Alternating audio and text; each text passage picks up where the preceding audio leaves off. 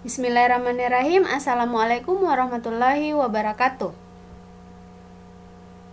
Pada kegiatan 9.2, mari kita memahami cara menyajikan data dalam bentuk tabel. Sebelum itu, kita harus tahu dulu apa itu tabel sebenarnya.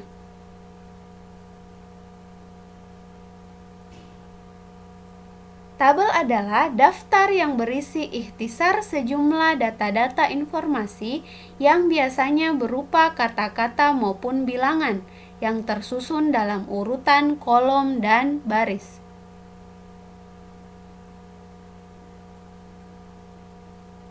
Ada 3 macam tabel, yaitu tabel baris kolom, tabel kontingensi, dan tabel distribusi frekuensi.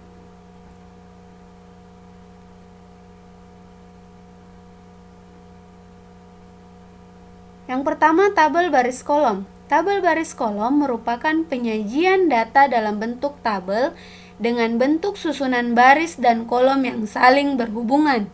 Tabel ini digunakan untuk data yang terdiri dari beberapa baris dan kolom.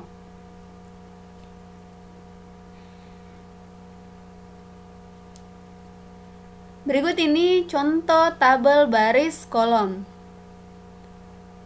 Jadi angka 1 sampai 4 itu kolom, yang 1 sampai 5 adalah baris.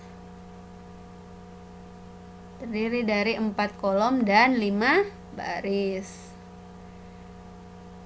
Yang kedua, tabel kontingensi.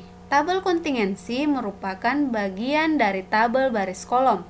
Akan tetapi, tabel ini mempunyai ciri khusus, yaitu untuk menyajikan data yang terdiri atas 2 faktor atau 2 variabel.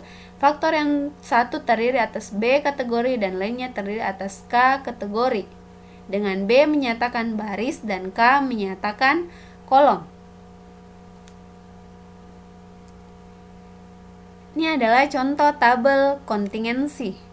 Jadi B adalah kategori hobi dan K adalah kategori jenis kelamin, di mana yang perlu kalian ingat, B itu menyatakan baris dan K menyatakan kolom.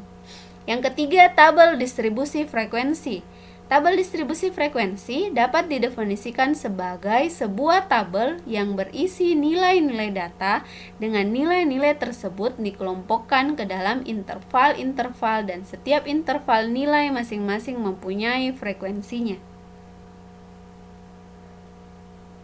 Contoh, jika diketahui data nilai ulangan harian dari 20 siswa adalah sebagai berikut. Jadi ini adalah data nilai ulangan harian 20 siswa. Nah, langkah-langkah dalam menyusun tabel distribusi frekuensi. Yang pertama, urutkan data. Jadi data diurutkan dari yang paling kecil ke yang paling kelas. Tujuannya agar range-nya dapat diketahui.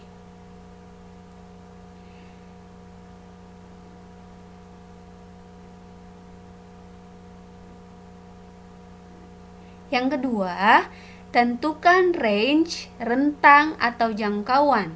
Jadi cara menentukan range yaitu nilai maksimum dikurang nilai minimumnya, di mana nilai maksimumnya adalah 98 dan nilai minimumnya adalah 57. Maka range-nya sama dengan 41.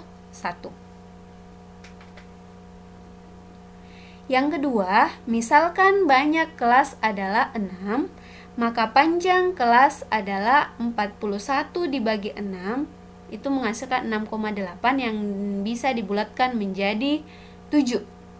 Yang keempat, tentukan nilai batas bawah kelas pada kelas pertama. Jadi nilai ujian terkecil itu sama dengan 57. Penentuan nilai batas bawah kelas itu bebas saja asalkan nilai terkecil masih masuk ke dalam kelas tersebut.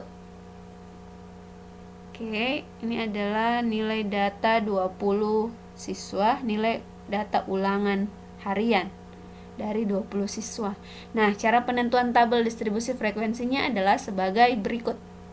Jadi 57 adalah nilai terkecil, kemudian range-nya adalah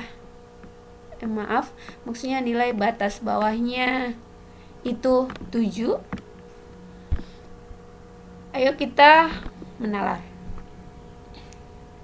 Apa persamaan dari tabel baris kolom, tabel kontingensi, dan tabel distribusi frekuensi? Silakan jawab pada kolom komentar.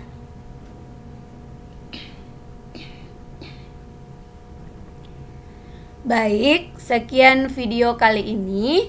Jangan lupa like, subscribe, dan share agar bisa bermanfaat untuk kita semua.